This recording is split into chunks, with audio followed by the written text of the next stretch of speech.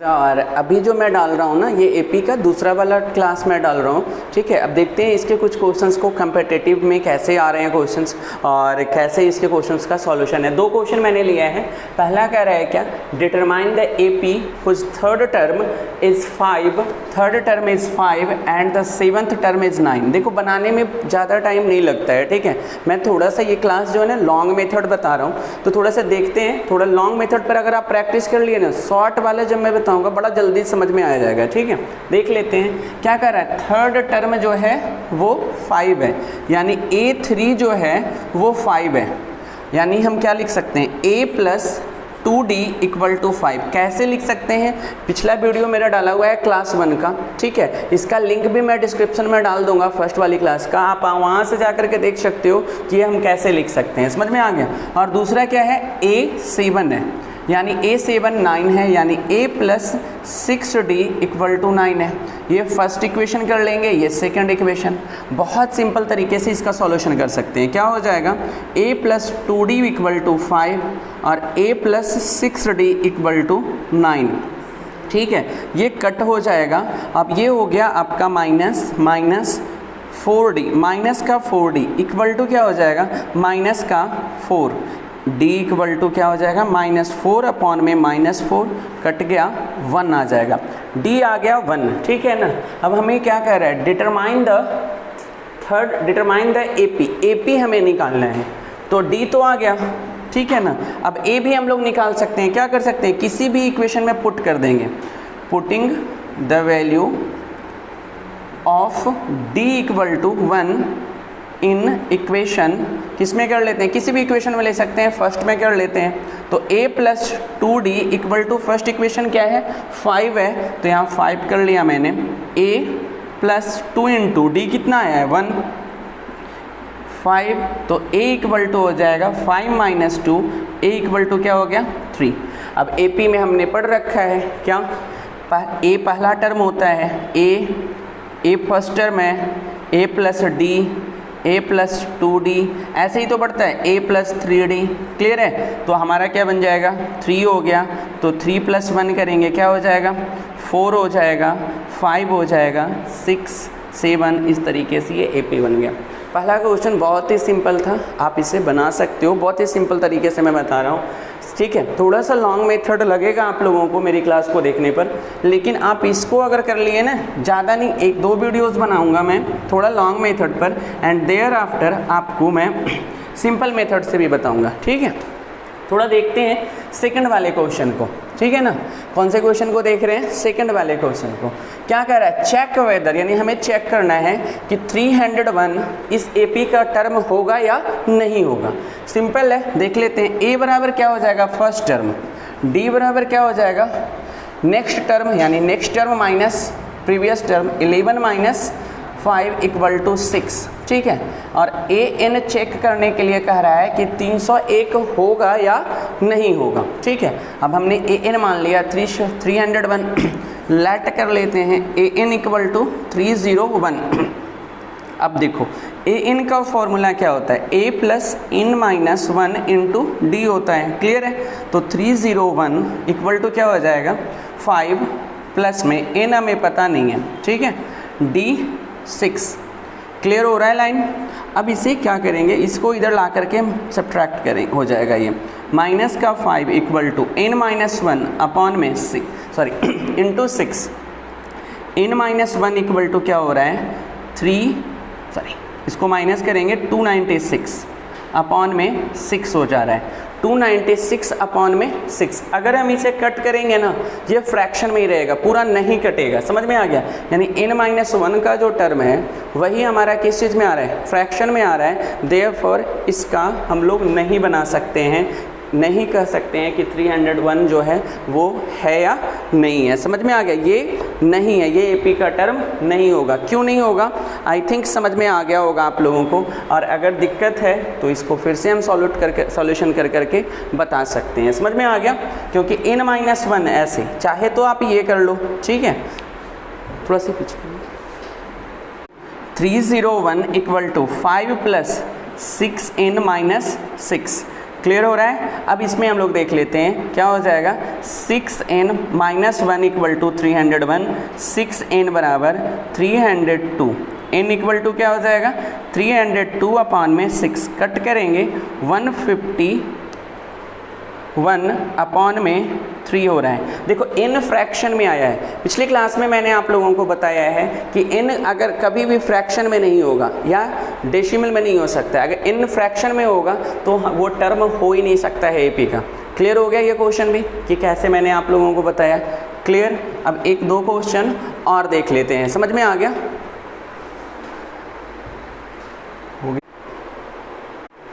देखो अब एक क्वेश्चन मैंने लिया है ये वाला थोड़ा सा अलग है।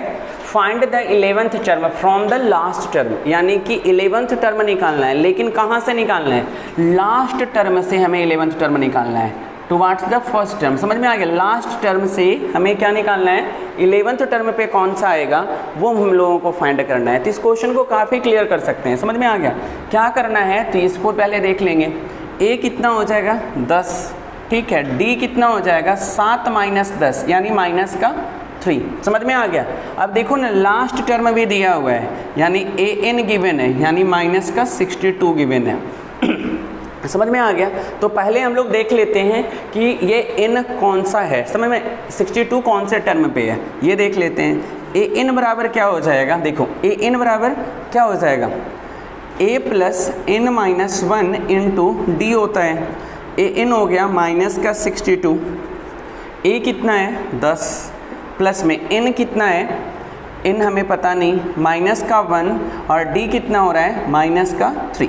क्लियर है। अब इसको देख लेते हैं, माइनस का 62 10, अब ये दोनों मल्टीपल करेंगे तो माइनस 3 को n से करेंगे माइनस का 3n और इसे करेंगे प्लस का 3, यानी 13 minus 3n equal to minus का 62।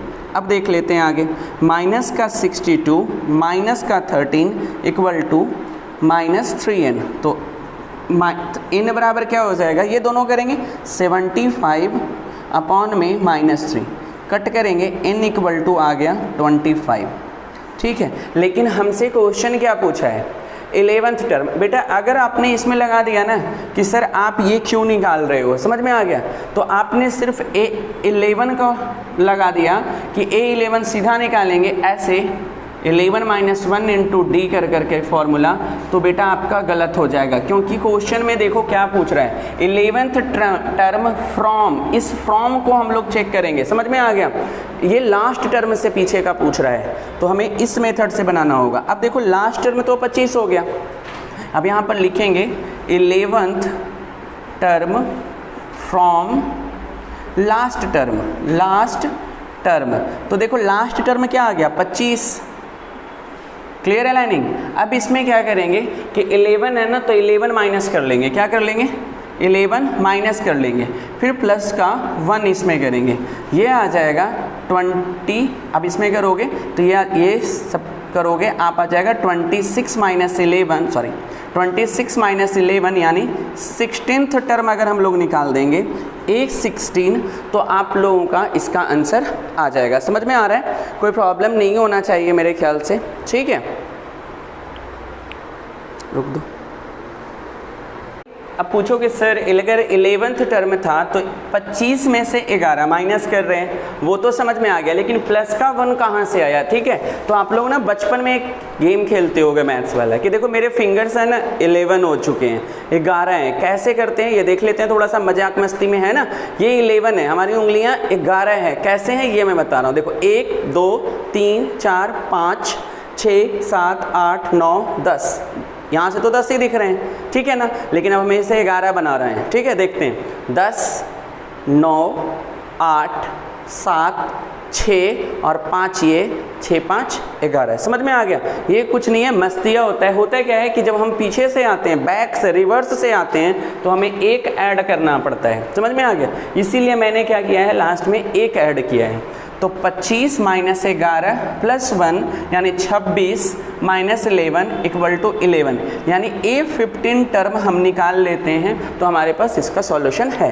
आई थिंक आपको ये समझ में आ गया होगा कि क्या है। अब A15 कैसे निकालेंगे ये आपको कमेंट बॉक्स में देना है, फॉर्मूला ये वाला यूज कर लेंगे, समझ में आ गया, और A15 निकाल सकते हैं बहुत ही सिंपल तरीके से, समझ में आ गया। अब इसी क्वेश्चन को हम निकाल कर करके बताते हैं एक शॉर्ट तरीके से भी, ठीक है, देख लेते हैं। देखो इसमें हमने क्या कर दिया है, ठीक है, इसमें हमने स्टार्टिंग से लिया था, ठीक है, शॉर्ट तरीका थोड़ा यूज करूंगा मैं इस पर बनाने में, देख लेते हैं। अब हमने इस क्वेश्चन में a लेट कर लिया माइनस का 62, तो d क्या हो जाएगा। अब कहोगे कि सर यहाँ पर तो हमें d तो पता ही नहीं चल रहा है, तो d बेटा हम यहीं से निकाल लेंगे। अब हम लोगों ने d इक्वल टू क्या किए थे, next term minus previous term, लेकिन अब इसमें उल्टा मैं ले रहा हूँ, लास्ट टर्म से ले रहा हूँ, तो क्या हो जाएगा 7 माइनस 4 हो जाएगा, 7 माइनस 4। देखो रिवर्स में हम चल रहे हैं, लास्ट टर्म को a मान लिया है इसलिए ये हो रहा है, अदरवाइज d का मैंने फॉर्मूला बताया है क्या, नेक्स्ट टर्म यानी 4 में से 7, अभी पिछले मैंने बस सॉल्यूशन करके भी बताया था। अब देख लेते हैं इसमें क्या हो जाएगा 3। अब ए एन क्या है, तो बेटा देखो फर्स्ट टर्म है वही तो लास्ट टर्म बन जाएगा यानी 10। अब निकाल करके देख लेते हैं, समझ में आ गया। या फिर अब हमें इसे लास्ट टर्म से हटाओ, मतलब क्योंकि लास्ट टर्म से नहीं, हमें क्या पूछ रहा है 11th term from the last लिखा, तो हम 11th ही तो निकालना है, A11 निकालना है, बस इतना ही यूज करना है। क्या बन जाएगा A11 इक्वल टू क्या हो जाएगा, फॉर्मूला अगर मेंशन करते हैं तो a plus N minus 1 into D, A11 equal to minus का 62 प्लस n कहाँ आ गया 11 माइनस 1 इंटू में d equal to minus 62 plus में 30 इक्वल टू 32 माइनस का A11। देखो हमने आंसर निकाल दिया इतने से में ही, इतना ही सॉल्यूशन करना है। पिछला वाला तरीका भी मैंने बताया था, अब आप लोगों का भी मैंने बोला था कि A15 निकाल करके देखना है। अब आप लोग चेक करके देखना कि इससे मिला है कि नहीं मिला है, और हाँ कमेंट में ज़रूर बताना A15 term equal to minus 32 आया है, समझ में आ गया। और इस मेथड से भी इस क्वेश्चन को बना सकते हैं। पहला तो आप लोगों को ये करना है थोड़ा प्रैक्टिस में, और दूसरा ये जो रेड वाले से मैंने लिखा है, समझ में आ गया, रेड वाले से जो क्वेश्चन मैंने लिखा है, ठीक है, find the 20th term from the last. देखो इसमें भी मैंने क्या लिख दिया है, from the 20th term from the, इस पर ध्यान देना है, फ्रॉम द लास्ट टर्म, यानी कि ये वाला क्वेश्चन भी इसी तरीके से बनेगा। आप लोगों को थोड़ा सा होमवर्क भी मैं दे रहा हूँ कि ये वाला क्वेश्चन आपको अपने से करना है और इसका आंसर भी कमेंट बॉक्स में देना है। ओके ठीक है। Subbarao started the work in 1995 है, एक डाटा यहाँ है। एन एनुअल सैलरी 5000 है, उसका प्रत्येक एक साल में जो सैलरी है कितना मिल रहा है उसे 5000 मिल रहा है, ठीक है। लेकिन कहते हैं कि एन इंक्रीमेंट यानी कि उसकी जो सैलरी है वो बढ़ जा रही है 200 रुपये ईच ईयर, यानी एवरी ईयर उसका जो है प्रत्येक साल उसका जो है पेमेंट जो है वो इंक्रीजमेंट में आ रहा है, यानी बढ़ जा रहा है। कितना बढ़ जा रहा है 200 रुपये बढ़ जा रहा है, ठीक है। तो क्वेश्चन कर रहा है इन विच ईयर उसका इनकम जो है वो कितना हो जा रहा है 7000। बहुत ही सिंपल क्वेश्चन है, देख लेते हैं। ए कितना है बेटा तो 5000, ठीक है। डी कितना है तो 200, क्योंकि यही बढ़ रहा है ना बार बार, ठीक है। और कह रहा है कि किस साल में इसका पेमेंट जो है वो 7000 हो जाएगा, तो 7000 हो गया। ए एन सिंपल है फॉर्मूला ए एन का, A plus N minus 1 into D. A N कितना है 7000, ए कितना है 5000 प्लस में एन माइनस 1 और डी कितना है 200। हमसे यही पूछ रहा है कितने वर्षों में, ठीक है ना। तो 7000 माइनस में 5000 equal to n minus 1 into में 200। अब यहाँ देख लेते हैं तो 2000 बटे में 200 इक्वल टू n माइनस 1, ये देखो कट जाएगा, समझ में आ गया, ये कट गया कितने बार में 10 बार में।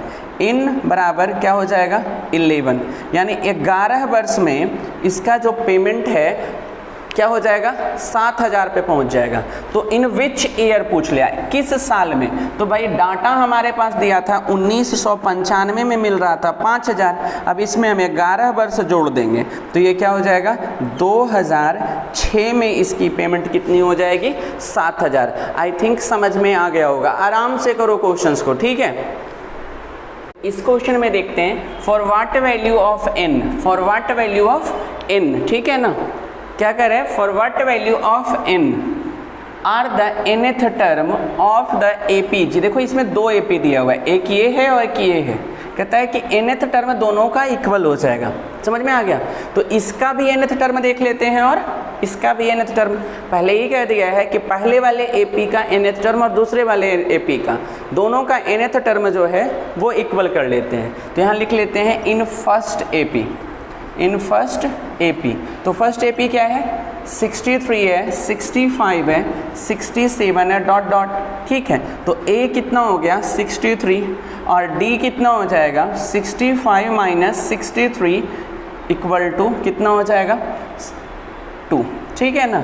अब AN कर लेता हूँ मैं, समझ में आ गया। AN इक्वल टू यहाँ पर लिख करके छोड़ देते हैं। अब देखो इसी तरीके से इन सेकेंड AP में, इन सेकेंड AP में हम लोग देख लेते हैं, समझ में आ गया। इन सेकेंड AP में क्या हो जाएगा, क्या है 3 है, 10 है, 17 है, डॉट डॉट डॉट।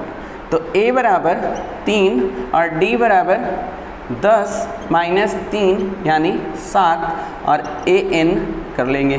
कहता है कि दोनों AP का यानी इक्वेशन फर्स्ट इससे भी आएगा और इक्वेशन सेकंड इससे आएगा, दोनों में n बराबर है, समझ में आ गया। दोनों का n क्वेश्चन से बराबर है।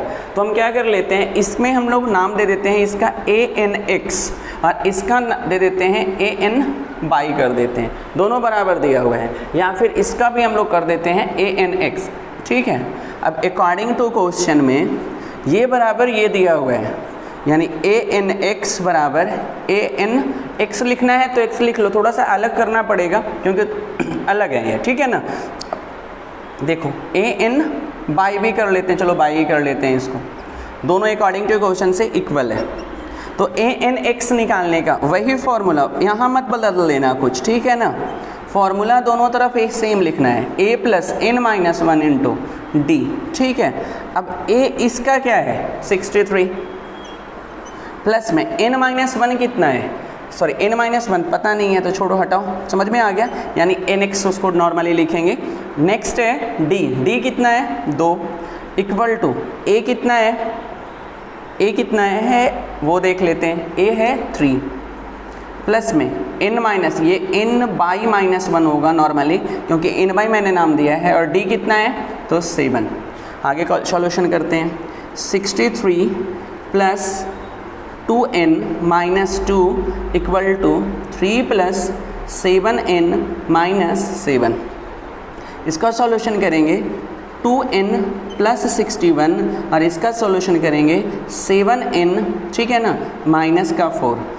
2n minus 7n equal to minus का 4 और ये माइनस का 61। यहाँ करेंगे क्या हो जाएगा, देखो 5n क्या हो जाएगा 5n इक्वल टू माइनस का 65 अपॉन में, सॉरी माइनस का 65 upon 5n equal to minus 65 आ रहा है। अब यहाँ कर लेते हैं 5n इक्वल टू माइनस का 65, समझ में आ रहा है। इसमें भी हम लोग करेंगे माइनस का 5n आ जाएगा, ठीक है।